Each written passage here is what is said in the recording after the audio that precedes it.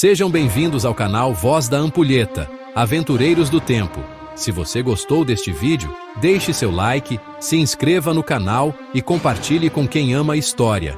Ajude-nos a manter viva a Voz da Ampulheta, onde o passado ganha voz para iluminar o presente. Hoje, vamos mergulhar em uma história épica, uma saga de glória, poder, mas também de fragilidade e colapso. Prepare-se para desvendar os mistérios de Roma, do auge do seu império à sua queda estrondosa. Uma jornada que ainda ecoa até os dias de hoje. Sim, meus caros, Roma não foi construída em um dia, e sua derrocada também não. Neste episódio, vamos explorar os fatores que levaram ao fim de um dos maiores impérios da história.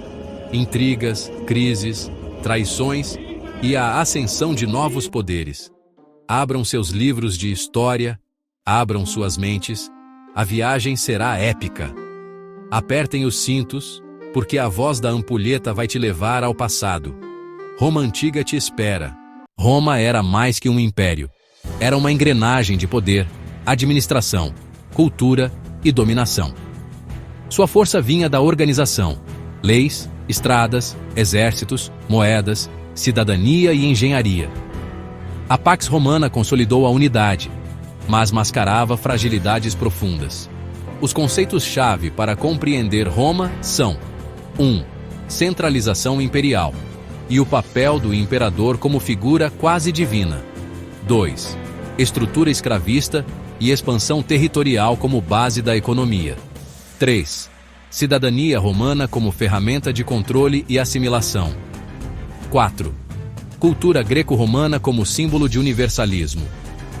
Dos montes acidentados da Escócia às ensolaradas costas do norte da África, do norte da Bretanha às margens do Eufrates, Roma dominava territórios vastos e diversos. Estradas, aquedutos, cidades planejadas e uma administração complexa conectavam esse império como uma engrenagem gigante. O Império Romano estendia seu vasto domínio por toda a Europa.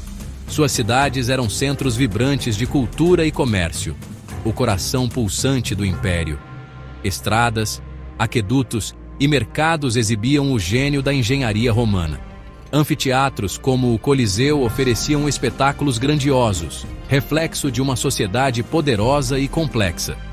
A Pax Romana, iniciada no reinado de Augusto, inaugurou quase 2 séculos de estabilidade relativa. Foi um tempo de ouro, em que o comércio floresceu, a cultura se espalhou e o império parecia invencível. Foi um período de paz e prosperidade para Roma e seus cidadãos. A estabilidade permitiu o florescimento urbano, o comércio expandiu-se e as cidades transbordaram de vida. Mas o que sobe, um dia desce. Todo império carrega em si as sementes da sua própria ruína. Com o tempo, o que sustentava Roma começou a se corroer. Marco Aurélio, o último dos 5 bons imperadores, morre em 180 d.C. O sucesso do Império Romano estava profundamente entrelaçado com seus sofisticados sistemas de comércio e comunicação. O declínio foi um processo lento, feito de rachaduras que se alargaram com o tempo. Uma convergência de fatores contribuiu para essa decadência, como a instabilidade política, as crises econômicas, a corrupção e pressões externas minaram o império por dentro. O declínio do Império Romano, um processo gradual que se estendeu por séculos, lançou uma longa sombra sobre as outrora vibrantes cidades do mundo romano. O que antes era símbolo de unidade e força, virou um mosaico de reinos rivais, cada um lutando pelo controle. O legado romano, no entanto, sobreviveu. Roma caiu, mas nunca desapareceu. Seu legado permaneceu nas leis, na língua, na cultura, na arquitetura e em nossa memória coletiva. Imaginem só, por quase 2 séculos, Roma viveu um período de paz e prosperidade sem precedentes. Era a Pax Romana, um tempo de ouro que permitiu ao império florescer como nunca. O comércio florescia, as cidades cresciam, e a cultura romana se espalhava pelos 4 cantos do mundo conhecido. Era como se o mundo inteiro estivesse conectado, por uma rede invisível, tecida pelo poderio romano. Mas, como tudo na vida, a bonança não duraria para sempre. A partir do século III, o Império começou a enfrentar uma série de crises. Era como se um vírus silencioso estivesse corroendo suas estruturas por dentro. Revoltas populares explodiam nas ruas, generais ambiciosos disputavam o trono como lobos famintos, e o exército, antes invencível, agora se fragmentava.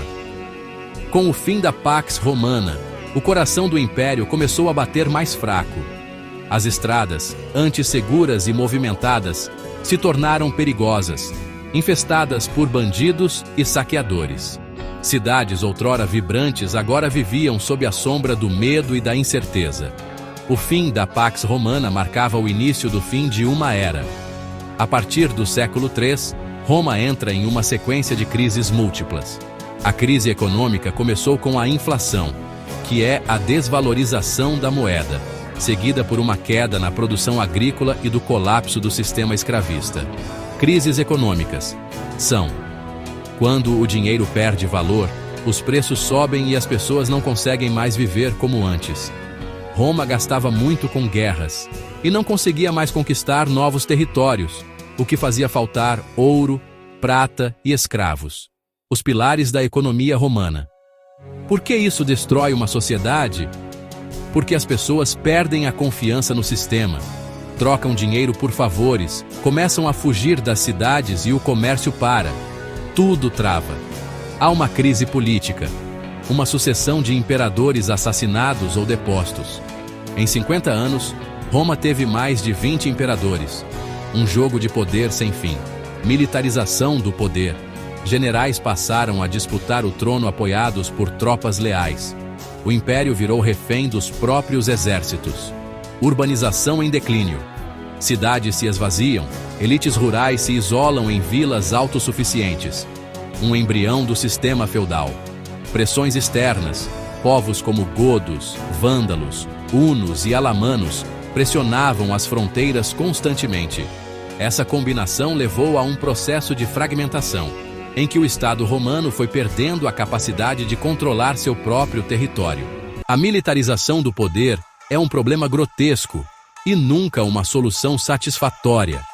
Quando os generais se tornam imperadores ou presidentes, o exército passa a decidir quem manda em Roma, pois quem tem mais soldados tem mais voz ou força.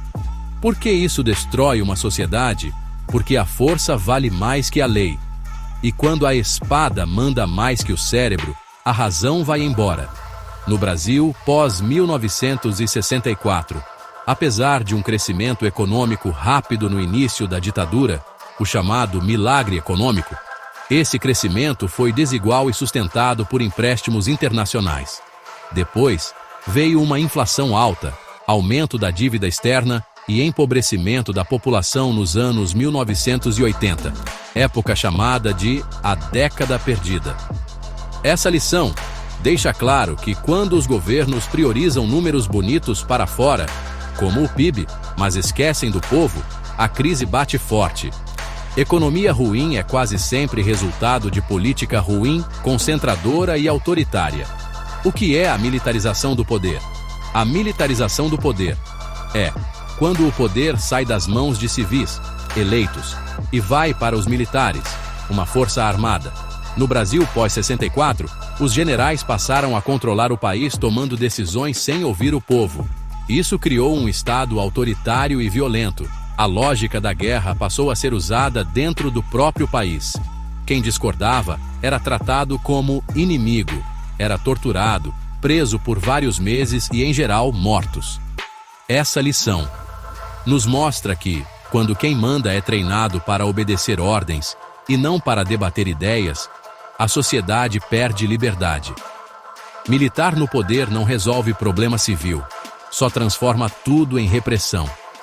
Crise política é quando não há confiança nas instituições e o povo sente que não tem voz no governo, como a do Brasil pós-64, onde o golpe tirou um presidente eleito, João Goulart. e instaurou uma ditadura militar sem eleições diretas, e o povo perdeu o direito de participar das decisões. Houve censura, repressão e perseguições políticas, que sempre ou quase sempre resultava em prisões de inocentes, tortura e morte de qualquer ameaça aos militares. Essa lição nos mostra que uma sociedade que não pode escolher seus líderes vive na insegurança. Sem democracia, não há como corrigir os erros dos governantes. A crise política abre as portas para injustiças e desigualdade. Aqui vamos discutir alguns nomes de pessoas importantes que foram mortas pela ditadura militar brasileira, que ocorreu entre 1964 e 1985, seja por assassinato direto, tortura, desaparecimento forçado ou execução sob custódia do Estado. Muitos desses casos envolveram censura, repressão política e violência institucional, com investigações muitas vezes abafadas ou manipuladas à época.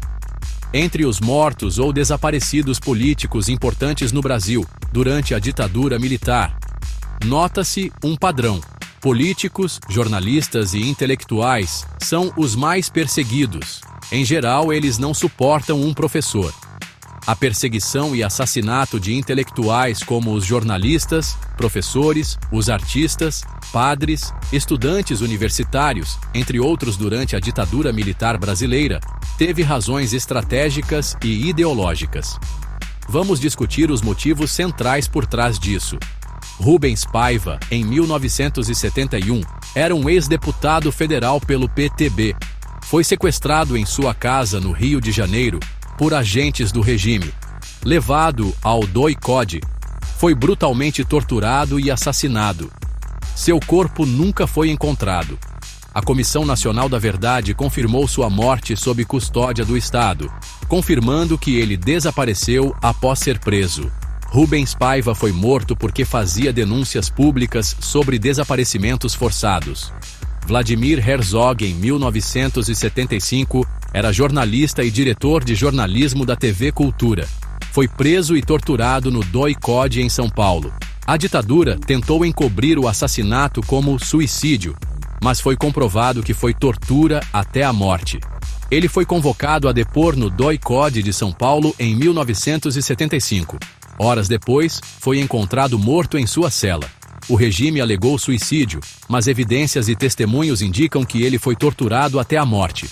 Vladimir Herzog foi morto porque denunciava abusos do regime militar na TV Cultura. O regime militar via nos intelectuais, artistas e jornalistas como ameaças potenciais à ordem estabelecida. Esses grupos eram associados a ideologias de esquerda e considerados capazes de influenciar a opinião pública contra o governo. A censura e a repressão buscavam eliminar qualquer forma de oposição ou crítica ao regime. A repressão visava silenciar vozes dissidentes e consolidar o poder militar.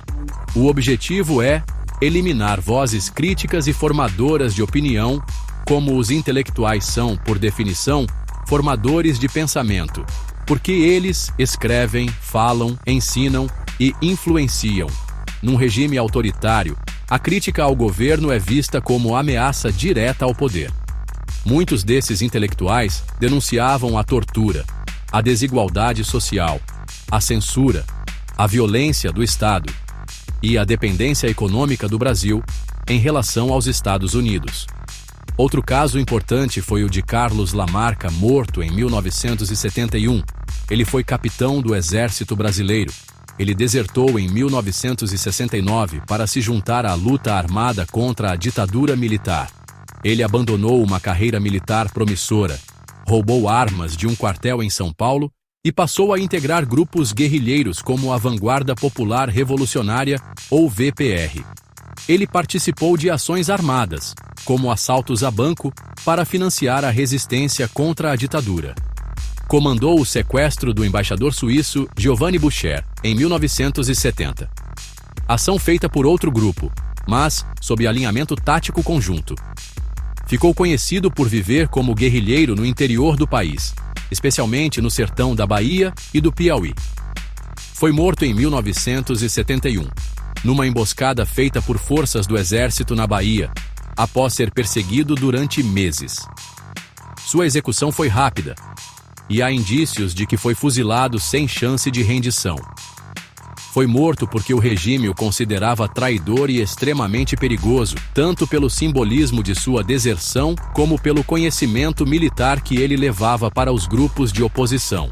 O combate à ameaça comunista, que só era real, no sentido que, em geral, intelectuais são comunistas, e isso gerou vários problemas para qualquer um que declarasse uma posição política diferente na ditadura no Brasil.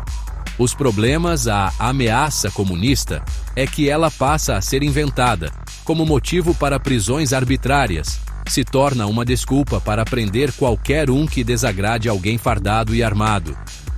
A ditadura militar via em qualquer pensamento de esquerda, como os socialistas, comunistas, líderes da causa trabalhista, os progressistas, que lutam por melhoras das condições sociais. Esses sim são agora vistos como uma ameaça à ordem e à segurança nacional.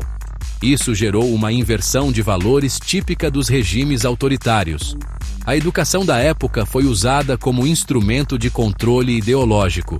A escola formava não apenas cidadãos, mas delatores. Amigos, parentes e vizinhos eram entregues aos militares apenas por se declararem de esquerda. E muitas vezes, essas pessoas nunca mais voltavam para casa. Essa mentalidade ainda sobrevive em instituições como os colégios militares. Nesses espaços, professores são perseguidos, difamados e até demitidos por opiniões divergentes, numa contradição gritante em pleno regime democrático, que revela o poder oculto e persistente de uma mentalidade militar autoritária, moldada por ideais semelhantes aos do nazismo. Forma-se assim uma nova geração submetida desde cedo à doutrinação, como uma espécie contemporânea de juventude hitlerista, ensinando valores autoritários e excludentes desde a infância. Essa doutrinação precoce, antes restrita a instituições como os colégios militares, hoje encontra um campo fértil nas redes sociais. Plataformas como Facebook, Instagram e X, antigo Twitter, funcionam como multiplicadores desse discurso autoritário, espalhando desinformação, distorcendo fatos históricos e reforçando o culto à força e à obediência cega. A lógica da juventude moldada por valores fascistas se atualiza, agora não apenas nas salas de aula, mas também nos algoritmos, nos memes e nas bolhas de ódio que se formam online. A nova juventude hitlerista já não veste uniforme. Ela compartilha, comenta e viraliza. Dessa maneira, os militares não largavam o osso do poder. Jamais deixavam o poder voltar às mãos dos civis. Mesmo quando a sociedade civil exigia redemocratização, os militares inventavam novos inimigos, ou ressuscitavam os antigos, para justificar sua permanência no comando. Pois sempre existia um inimigo novo a ser combatido, ou o velho retornava. O contexto internacional favorecia esse tipo de repressão. Durante a Guerra Fria, os Estados Unidos apoiaram golpes militares em toda a América Latina e incentivaram a perseguição a qualquer pensamento progressista. A Guerra Fria estava no auge, e os Estados Unidos, que já haviam promovido golpes militares em diversos países da América Latina, influenciavam fortemente a repressão na América Latina. Intelectuais costumam ter contato com teorias marxistas, freudianas, críticas ao capitalismo, e isso era visto como subversivo. Na prática, até padres que defendiam os pobres eram acusados de comunistas e perseguidos, como o padre Henrique e o Frei Tito ou mesmo Dom Helder Câmara. O objetivo era romper redes de resistência e mobilização. Intelectuais ajudavam a organizar os grupos estudantis, os sindicatos, os jornais alternativos e as ações clandestinas de resistência. Matar ou prender esses líderes desarticulava movimentos inteiros. Ao matar Stuart Angel, do MR8, e o Eduardo Bacuri, do VPR, Carlos Marighella ou Carlos Lamarca, do VPR, era uma maneira de eliminar núcleos inteiros de luta armada e resistência ideológica. Outro caso foi o do Luiz Eduardo da Rocha Merlino, morto em 1971. Ele era jornalista e militante da esquerda. Foi torturado e morto nas dependências do DOI-CODE de São Paulo, sob responsabilidade do coronel Brilhante Ustra. Já Manuel Fiel Filho, morto em 1976, era operário metalúrgico. Preso e morto em São Paulo, também sob a justificativa de suicídio, semelhante ao caso Herzog. Sua morte foi um dos fatores que causaram a demissão do general Ednardo Dávila Melo, comandante do 2º Exército. Estudantes e militantes políticos como Stuart Angel Jones, morto em 1971. Militante do MR8, filho da estilista Zuzu Angel, foi torturado e morto pela aeronáutica no Rio. Há relatos de que foi arrastado amarrado a um jipe militar. Seu corpo nunca foi encontrado. Bem como Eduardo Collen Leite, Bacuri, morto em 1970, militante do VPR, que foi brutalmente torturado por semanas e morto no DOI-CODE do Rio. O laudo oficial indicava tiroteio, mas sua aparência provava execução sob tortura. Casos como o da Helene Guariba, que em 1971 era diretora de teatro, militante da resistência. Foi presa no Paraná, levada ao DOI-CODE em São Paulo e desapareceu. É uma das desaparecidas políticas. Ou de Nalva Oliveira Teixeira, em 1973, era militante da ALN, Ação Libertadora Nacional. Foi sequestrada, torturada e assassinada em Salvador. Religiosos e defensores de direitos humanos como Frei Tito de Alencar Lima, em 1974, foi preso, torturado brutalmente no Brasil, foi exilado na França. As sequelas psicológicas foram tão graves que cometeu suicídio em Lyon. Símbolo da repressão aos religiosos que apoiavam os oprimidos. Padre Henrique Pereira Neto. Em 1969, atuava com jovens em Recife e denunciava a repressão. Foi assassinado por membros de um grupo de extermínio com ligações com o regime. Outras vítimas importantes ou simbólicas. Zuzu Angel, 1976, era estilista famosa, mãe de Stuart Angel. Morreu em um acidente de carro forjado após denunciar internacionalmente o assassinato do filho. Documentos e testemunhos sustentam que foi assassinada pelo regime. Sônia Maria de Moraes Angel Jones, morta em 1973. Era esposa de Stuart Angel, também militante da resistência. Foi presa e assassinada sob tortura. Teve os dentes arrancados e foi enterrada como indigente. Esses nomes representam apenas uma parte da brutalidade cometida pelo regime. A Comissão Nacional da Verdade reconheceu oficialmente 434 mortos e desaparecidos políticos, mas esse número não inclui os milhares de presos, torturados e exilados. Muitos casos ainda não foram resolvidos e vários corpos nunca foram encontrados. Isso dificulta o pleno reconhecimento da violência de Estado e o processo de justiça histórica no Brasil. Há testemunhos que relatam o uso de ratos nas sessões de tortura contra mulheres durante a ditadura militar brasileira. Trata-se de uma das formas mais brutais e degradantes de violência sexual empregada por agentes do Estado. O uso de ratos como método de tortura era feito contra algumas mulheres que denunciaram que tiveram ratos introduzidos na vagina ou foram ameaçadas com isso durante os interrogatórios. O objetivo não era apenas arrancar informações, mas principalmente humilhar profundamente a mulher enquanto militante, destruir sua autoestima e dignidade, afirmar o domínio do poder militar sobre corpos femininos, considerados fora do lugar por participarem da política e da luta armada.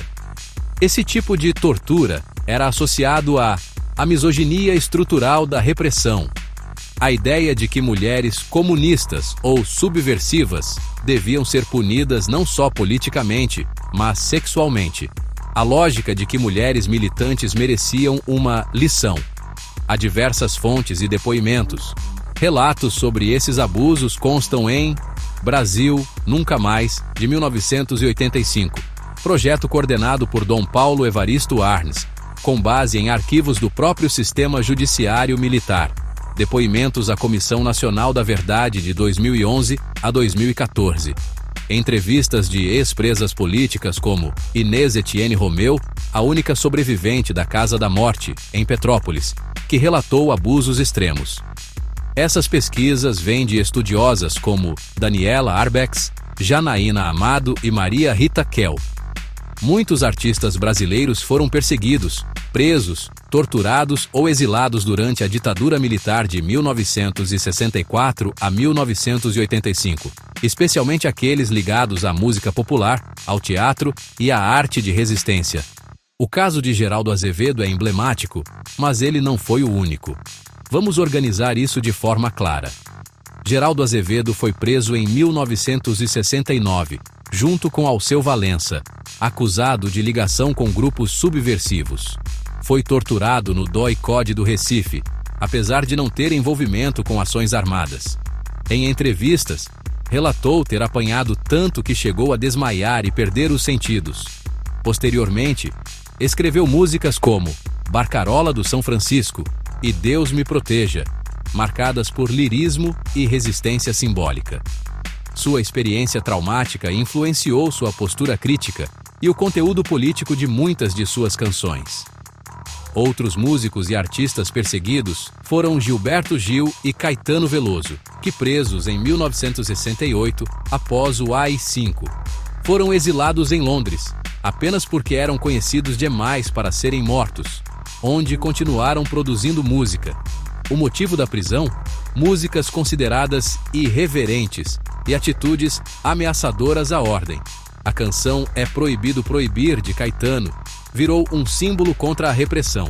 Chico Buarque teve várias músicas censuradas, criava canções de duplo sentido para driblar a censura como Apesar de Você, Cálice.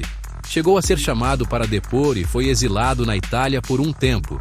Já Geraldo Vandré, autor de Pra Não Dizer Que Não Falei das Flores, música de 1968, que virou hino da resistência, teve sua música proibida.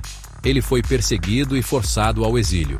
Retornou nos anos 70, mas foi silenciado e pressionado a se afastar da vida pública. Zé Celso Martinez Correia foi diretor do Teatro Oficina, teve suas peças censuradas e foi exilado. Suas obras eram fortemente críticas ao regime, com linguagem ousada e experimental. Taiguara foi cantor e compositor. Teve mais de 60 músicas censuradas. Foi perseguido, exilado e espionado pelo SNI, Serviço Nacional de Informações. Ao voltar do exílio, era seguido constantemente pela repressão. O regime via a arte como ferramenta de subversão, em geral, teatro, música e arte como resistência, pois os artistas eram capazes de comunicar ideias rapidamente, atingir o povo, criava redes de pensamento crítico. Nessa época, surgiram movimentos como a Tropicália, que mistura crítica, psicodelia e nacionalismo, o Teatro do Oprimido de Augusto Boal, que também foi exilado, e o Cinema Novo com Glauber Rocha, Carlos Diegues e outros. A dívida externa brasileira. Da ditadura à democracia. Mas, o que é dívida externa? É o dinheiro que o Brasil pega emprestado de outros países, bancos internacionais ou instituições como o FMI, chamado Fundo Monetário Internacional. Esses empréstimos vêm com juros altos e condições pesadas, e precisam ser pagos com dinheiro público, ou seja, com impostos do povo. Durante a ditadura militar, entre 1964 e 1985, os militares pegaram muitos empréstimos internacionais para financiar obras gigantes, as chamadas obras faraônicas, como a Transamazônica e Itaipu.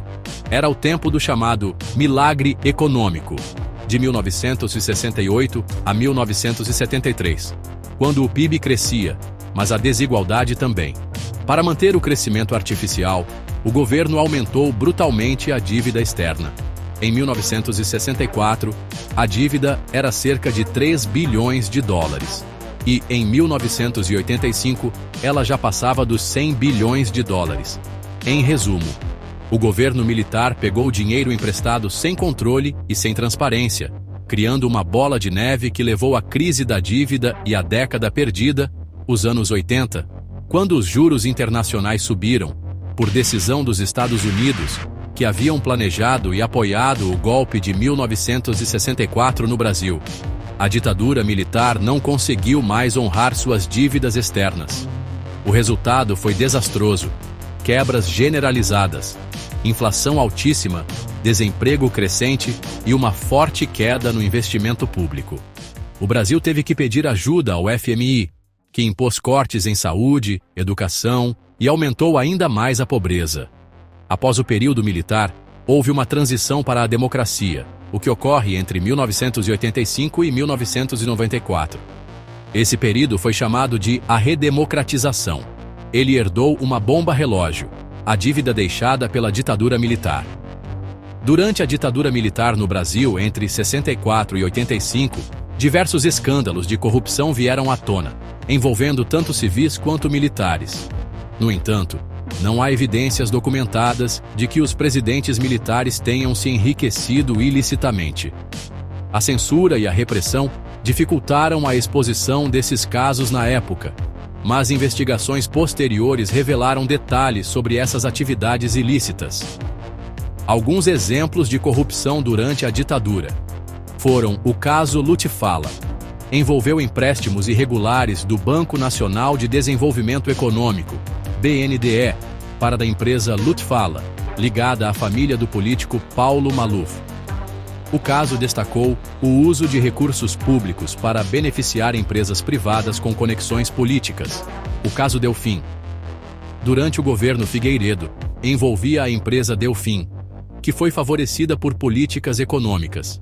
Recebeu apoio estatal, resultando em prejuízos significativos para o erário público. Houve até novidade: contrabando na Polícia do Exército. Sim, na década de 1970, membros do 2º Batalhão da Polícia do Exército no Rio de Janeiro estiveram envolvidos em esquemas de contrabando de produtos como roupas de luxo e bebidas, que eram revendidos ilegalmente. Considerações finais. Apesar da narrativa oficial da ditadura militar enfatizar a ordem e a moralidade, diversos casos revelam que a corrupção estava presente nas estruturas do regime. A censura e a repressão dificultaram a divulgação desses casos na época, mas investigações posteriores trouxeram à tona a extensão dessas práticas ilícitas. Após o período militar, os planos econômicos fracassavam um após o outro. Eles tentaram conter a inflação, sem sucesso. O Plano Cruzado, de 1986, do governo Sarney, criou a moeda cruzado e congelou preços e salários em vão. O Plano Bresser, de 1987, também do governo Sarney, tentou corrigir erros do cruzado. Houve um novo congelamento de preços e moratória da dívida externa.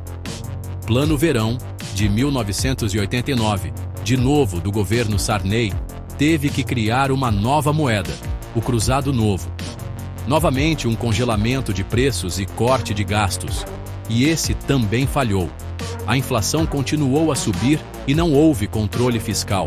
Por fim, o Plano Collor, 1990, do governo Collor, criou a moeda Cruzeiro. Pera, outra vez? Sim. E como não deu certo, ele confiscou a poupança da população por 18 meses. Tentou cortar o dinheiro em circulação, mas gerou revolta e recessão. Houve uma hiperinflação que voltou com mais força.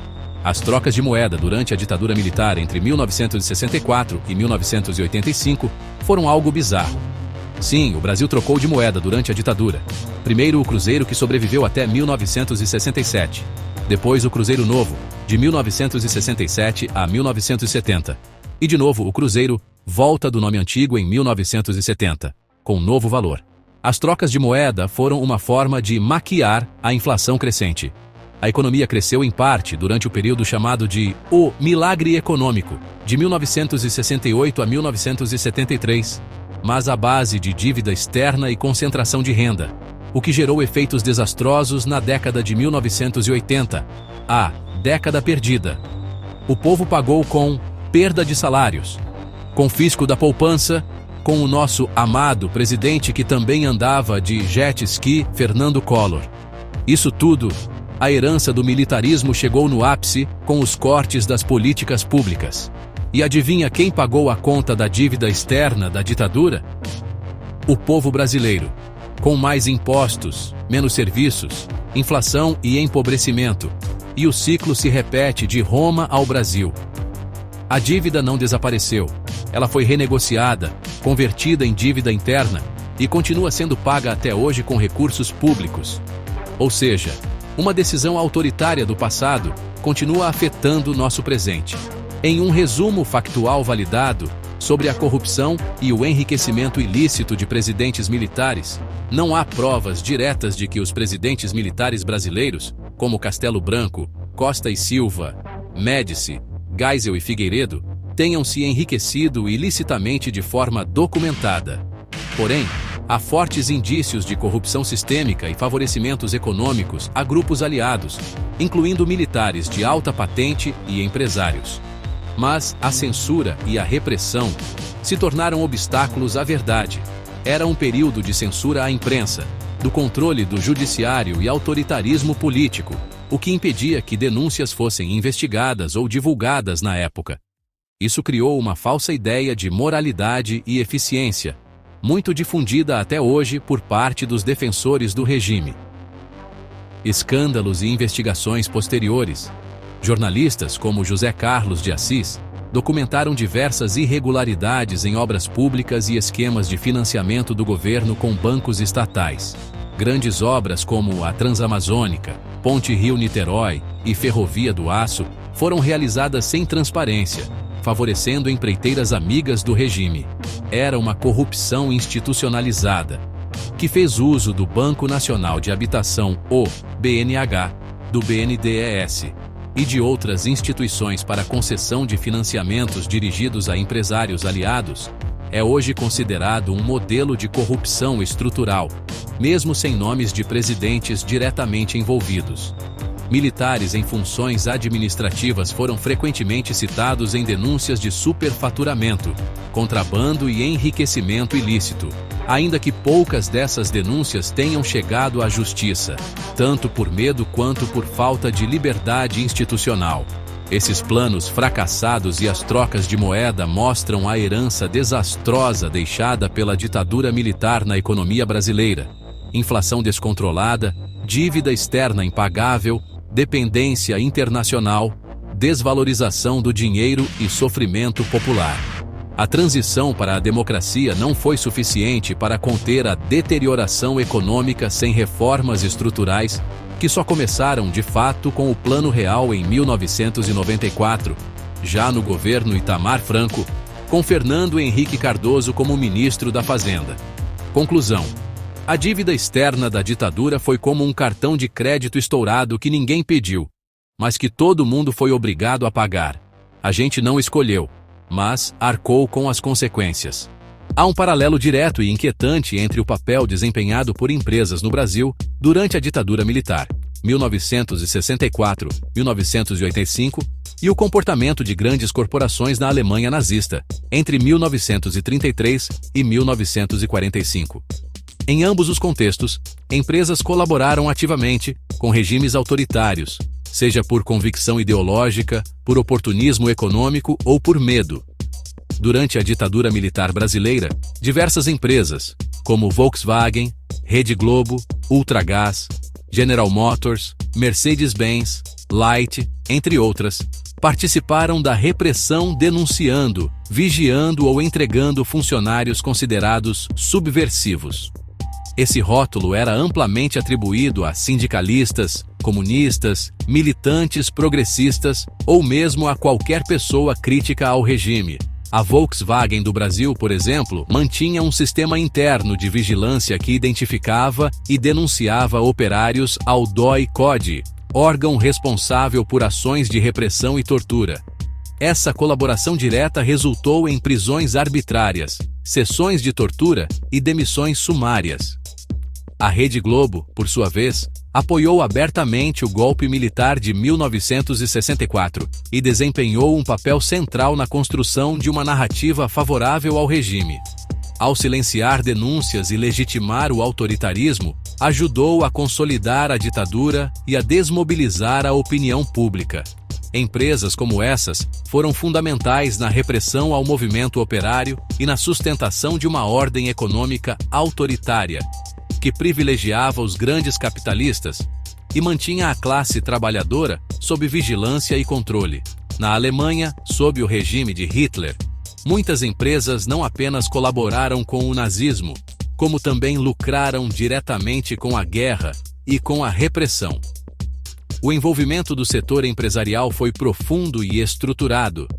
A Volkswagen, fundada a pedido de Hitler para produzir o carro do povo, o famoso Fusca, utilizou o trabalho escravo de prisioneiros de guerra e judeus durante a Segunda Guerra Mundial. A IG Farben, um influente conglomerado químico da Alemanha, desempenhou um papel crucial na colaboração com o regime nazista.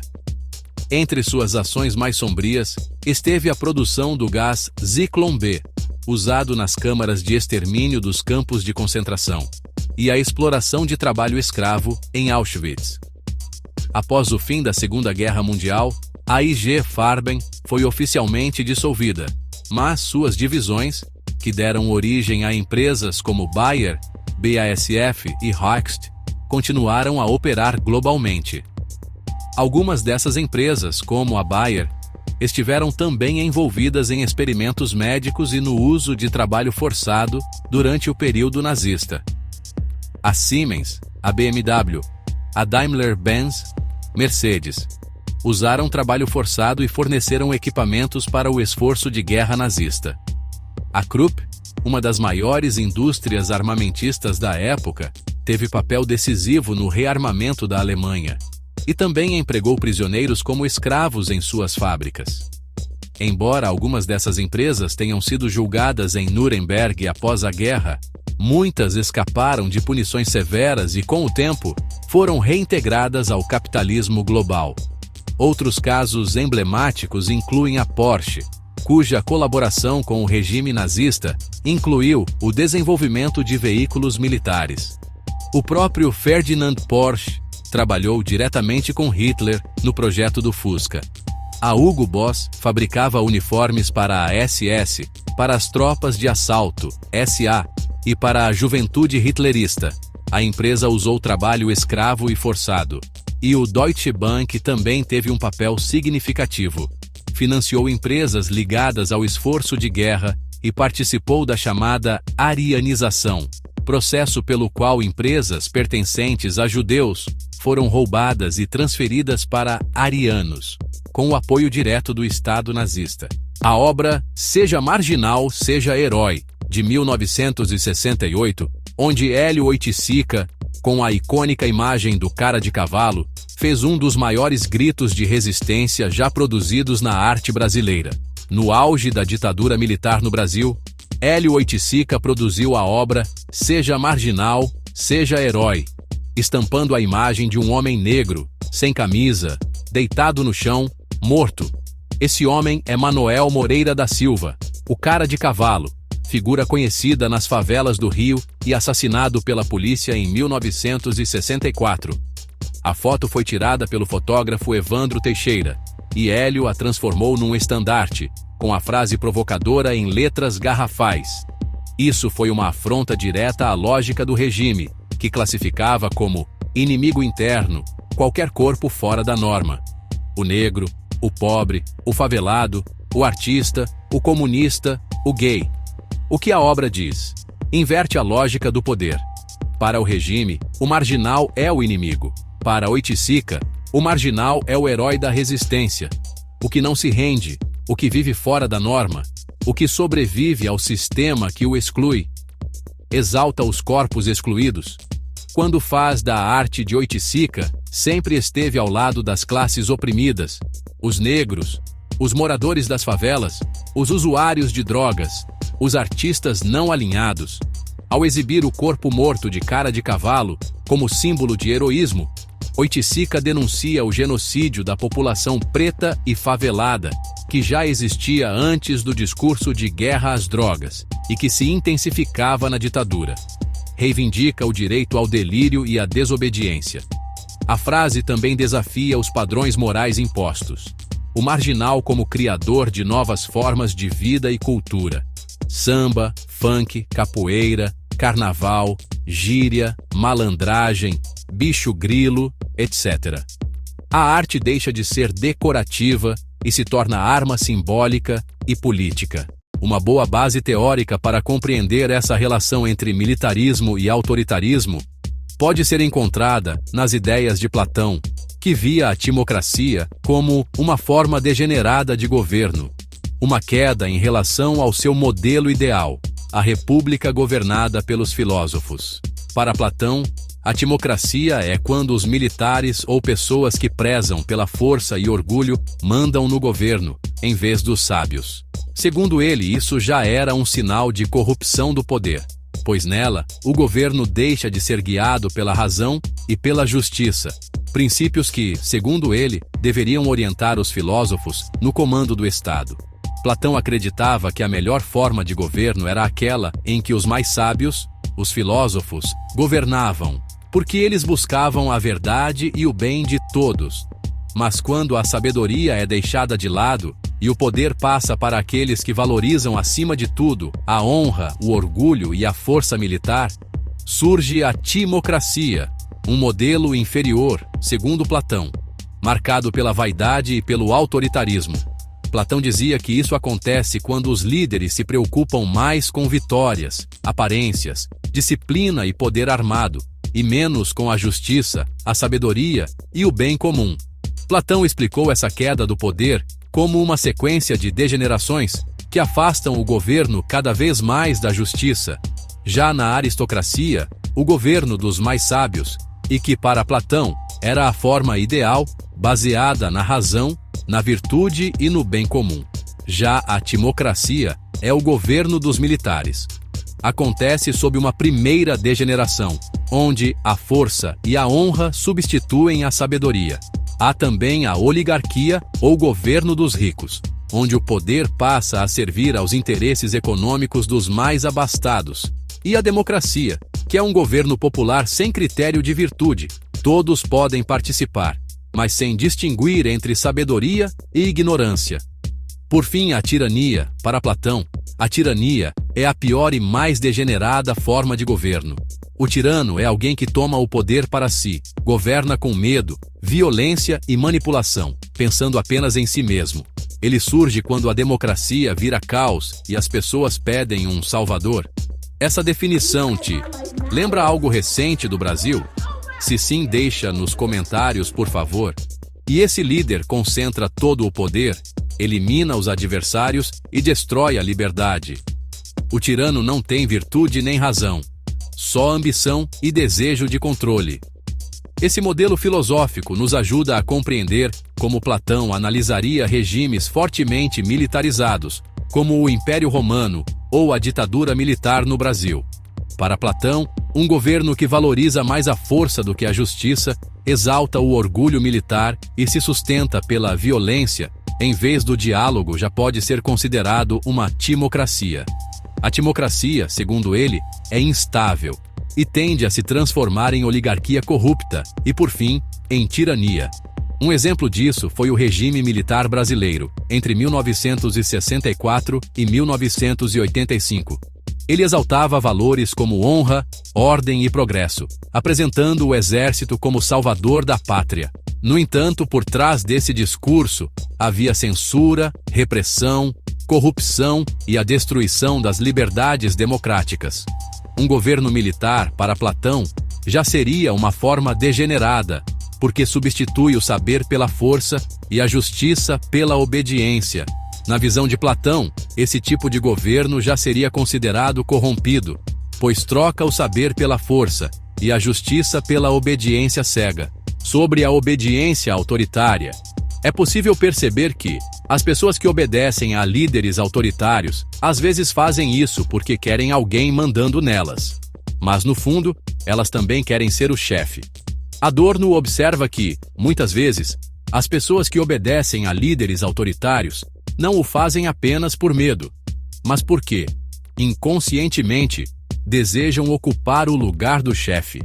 É como se obedecer reforçasse a sensação de poder, como se estivessem mandando junto. Ao obedecer, elas sentem que participam do poder, como se estivessem no comando junto com o líder. É uma confusão. Elas obedecem, mas também se sentem fortes, porque acreditam que fariam o mesmo se estivessem no lugar do líder. É como torcer para um time e achar que a vitória também é sua. Essa identificação gera uma contradição. Elas sofrem sob o autoritarismo, mas se sentem parte dele, como torcedores que se apropriam da vitória do time como se fosse pessoal. Exemplo didático. Pense numa escola onde um aluno manda em todos os outros, mesmo sem ser líder de verdade. Alguns colegas obedecem porque têm medo. Outros obedecem porque gostam da sensação de estar do lado do chefe. E ainda dizem, se eu mandasse faria igual ou pior. É isso que Adorno está criticando. O que Adorno está dizendo é que, em regimes autoritários, as pessoas seguem o líder não só por medo ou respeito. Elas também se identificam com o poder dele. Mesmo que esse poder seja cruel ou irracional, elas aceitam e até gostam, porque imaginam que, se estivessem no lugar do líder, fariam o mesmo. Segundo Adorno, a obediência ao líder autoritário não se baseia apenas no medo. Muitas vezes, há uma identificação inconsciente com o poder. Mesmo que o líder seja cruel ou injusto, as pessoas o apoiam porque fantasiam que fariam igual se estivessem em seu lugar. Essa identificação cria um paradoxo. O seguidor se sente oprimido, mas ao mesmo tempo, se sente o opressor. Ele sofre a repressão, mas se sente parte do poder. Isso gera um paradoxo. Quem obedece sofre a opressão, mas também sente que participa dela. É dominado, mas também se sente dominador. É o que acontece quando alguém diz: esse presidente é duro, mas é isso que o Brasil precisa. Mesmo quando o governo prejudica o povo, muita gente continua apoiando porque se sente representada pela força. A identificação com a imagem de força e controle faz com que muitos o defendam, como se o poder do líder fosse também seu. Pela ordem, pelo controle. Elas se colocam no lugar do líder, mesmo sendo prejudicadas por ele. A conclusão transversal de Adorno está nos alertando para um perigo. Quando as pessoas deixam de pensar criticamente e se identificam com a figura do poder, mesmo que ela seja autoritária, elas ajudam a manter o sistema opressor vivo. Essa ideia explica não só o apoio a ditadores, mas também a repetição histórica do autoritarismo, como em Roma ou no Brasil pós-64. Adorno nos alerta que quando as pessoas param de pensar por si mesmas e se identificam emocionalmente com líderes autoritários, elas acabam reforçando o próprio sistema que as oprime. É esse padrão que se repete, de Roma à ditadura no Brasil. Voltemos a Roma.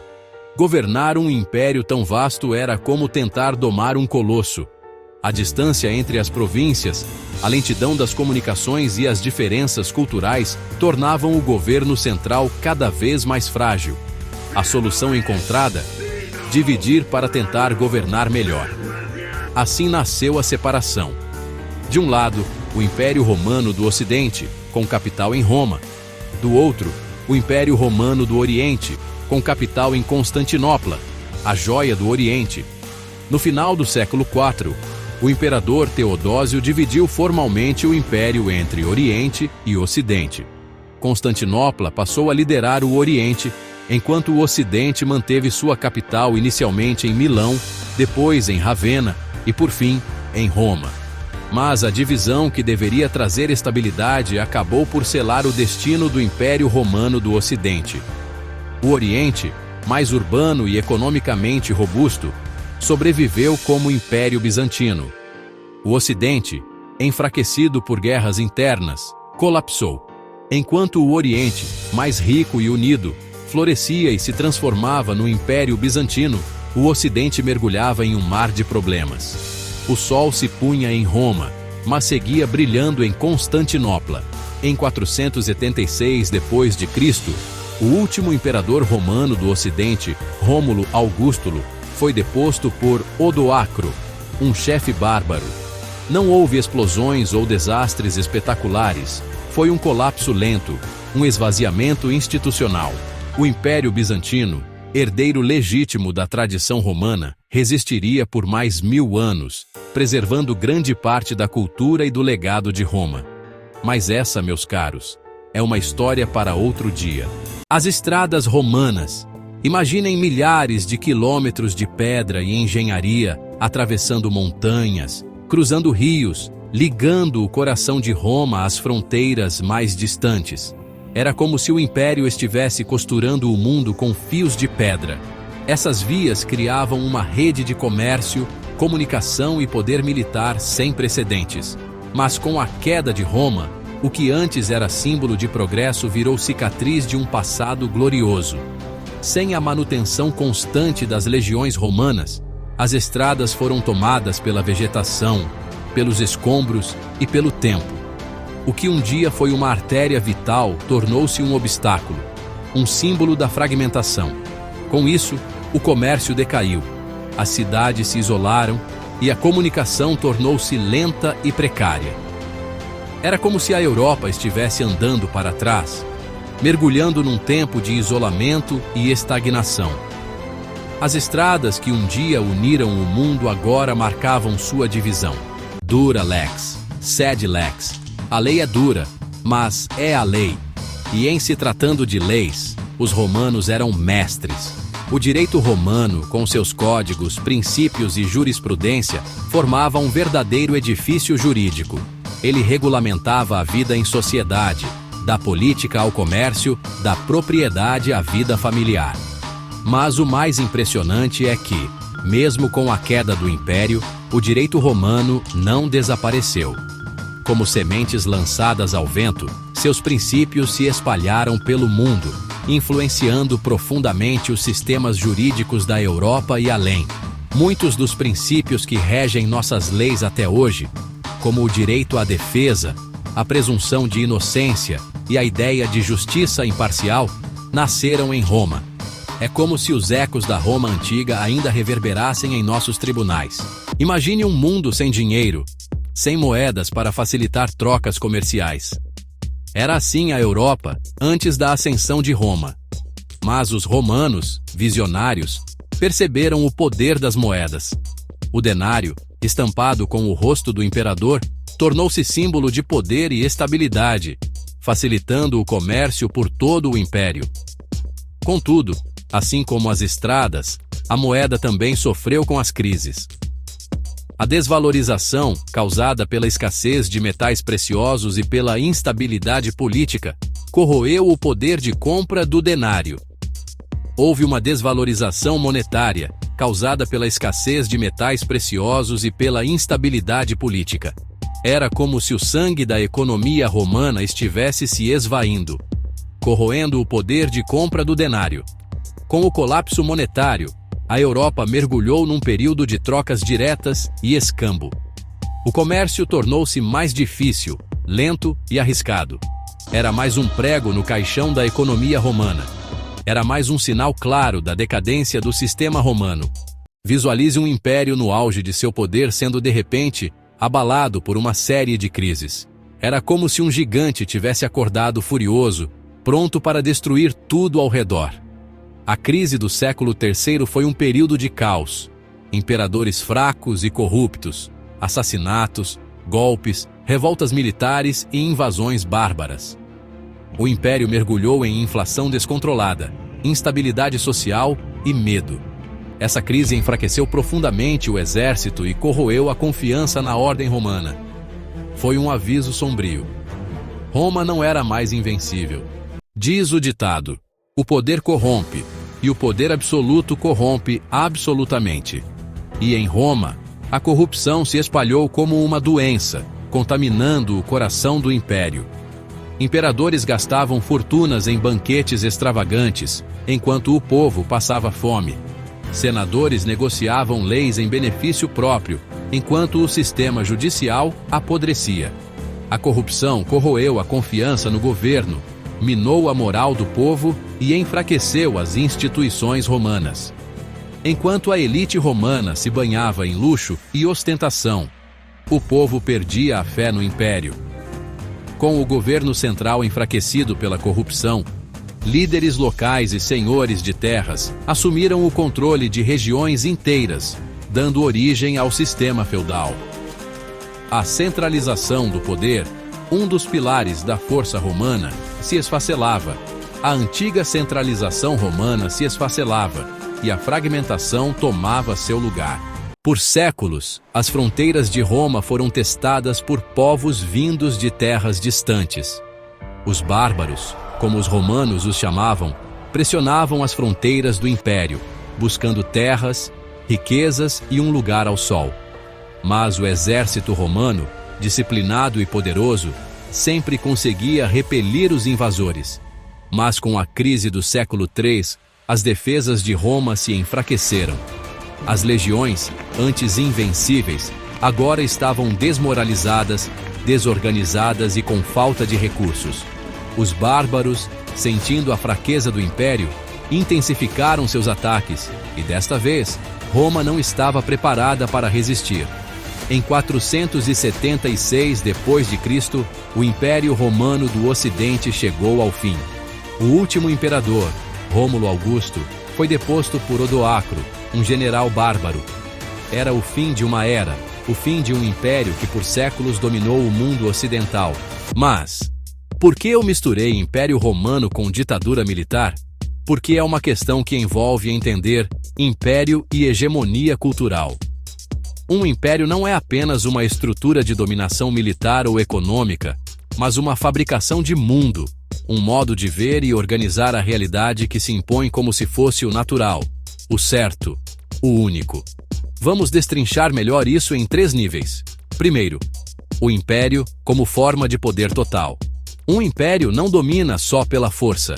Ele impõe normas, leis, culturas e línguas. Estabelece um centro, como foi Roma, Washington, Brasília, e impõe sua lógica às periferias. Ele cria sistemas simbólicos. O império define o que é civilizado e o que é bárbaro, o que é ordem e o que é caos, o que é desenvolvimento e o que é atraso. Ele cria uma visão de mundo que outros povos compram. Em filosofia política e teoria crítica, isso se aproxima muito do que Foucault chamaria de regime de verdade e do que Gramsci chama de hegemonia cultural. Roma e o Brasil de 64 produziram essa hegemonia. Roma expandia não só com legiões, mas com a ideia de Roma. Os povos dominados recebiam cidadania, adotavam o latim, o direito romano, a arquitetura, os deuses romanizados. Isso tudo produzia adesão, não apenas submissão. Roma se apresentava como portadora da ordem e da civilização. O resto era barbaridade. A ditadura de 64 não foi só um golpe militar, mas uma reorganização simbólica do Brasil. Criou-se a ideia de inimigo interno, o discurso do progresso e da modernização, o anticomunismo como cruzada quase religiosa, a propaganda do Brasil grande e da ordem. O império aqui é interno, mas age com a mesma lógica. Define quem é o inimigo, o que é progresso, o que é certo, e silencia ou mata o resto. No caso do Brasil, foi pior, porque não era uma decisão do povo, mas de outro império, o americano, a moldar nossas ideologias e modo de vida. Aqui vão alguns conceitos-chave de como entender isso melhor. Alguns autores e conceitos que podem te ajudar a aprofundar. Em primeiro lugar, Gramsci, com a ideia de hegemonia cultural, que é uma dominação consentida, onde o dominado adere aos valores do dominador. Foucault, com a ideia de biopoder e regimes de verdade. Ele mostra como os discursos organizam a vida e excluem o que não se encaixa. Edward Said, com o orientalismo. Ele expõe como o Ocidente inventa o Oriente, como algo exótico e inferior, apenas para justificar dominação. Deleuze e Guattari, com as ideias de agenciamento e captura, eles nos mostram como potências de vida são capturadas por sistemas como o Estado. Ou até mesmo, para finalizar, Achille Mbembe e sua necropolítica. Ele deixa claro que o poder de decidir quem vive e quem morre é mais do que colonial e imperial, mas também muito útil para pensar ditaduras. Em resumo, o império não domina só com armas ou dinheiro. Ele convence. Ele faz parecer natural o que é violento. Faz com que o dominado sonhe com a lógica do dominador. Essa percepção de que ninguém percebe é justamente a eficácia máxima do império e da colonização. Quando a violência já não é mais percebida como violência, mas como natural, cultural, histórica ou até como nossa identidade. Todo esse processo de internalização apaga a identidade. O caso do português no Brasil também foi, nesse sentido, uma violência invisível. Quando Portugal obrigou todos aqui a falar português, isso não foi só uma mudança linguística, foi uma aniquilação de mundos. Mais de 1000 línguas indígenas existiam antes da colonização. Com o tempo, o português se tornou a única língua válida, escolar, institucional, jurídica, religiosa, bonita. Outras línguas, indígenas, africanas, até o tupi usado nos primeiros séculos, foram apagadas, silenciadas ou ridicularizadas. Resultado? Hoje o brasileiro fala português, pensa em português, reza em português, ama em português e acha normal. Acha que sempre foi assim. E aí está o ponto-chave. O maior sucesso da dominação é quando ela se torna invisível, internalizada como identidade. O problema maior é que ninguém ensinou isso. A escola muitas vezes reproduz a lógica do colonizador, onde o professor de filosofia e história muitas vezes é tido como ameaça real. Ela ensina o português como língua pátria, sem questionar como essa língua virou a pátria. Fomos ensinados a desprezar a diferença. As línguas indígenas, as africanas ou regionais foram associadas a atraso, erro, ignorância. A língua portuguesa e a religião cristã acabaram por proibir outros idiomas, que foram apagados ou exterminados. E isso foi feito de tal forma que hoje nem parece que aconteceu. E assim termina a nossa jornada pela história de Roma, desde o auge da Pax Romana até a queda do Império Romano do Ocidente. Mas não se enganem, Roma não desapareceu completamente. Seu legado, como um fantasma do passado, ainda vive em nossa cultura, em nossas leis, em nossa arquitetura. Roma não morreu, ela se transformou. Suas ideias, seus valores e suas realizações continuaram a influenciar o mundo por séculos, moldando a civilização ocidental como a conhecemos. As estradas romanas podem ter se desfeito, mas sobre suas ruínas, novas estradas foram construídas, novas rotas foram traçadas. E a vocês, meus caros, fica a lição: nenhum império, por mais poderoso que seja, dura para sempre. A história de Roma é um lembrete de que a glória é efêmera, o poder é transitório e que até mesmo os maiores impérios podem ruir. Se você gostou deste conteúdo, curta, salve, compartilhe, comente e se inscreva no canal. Obrigado.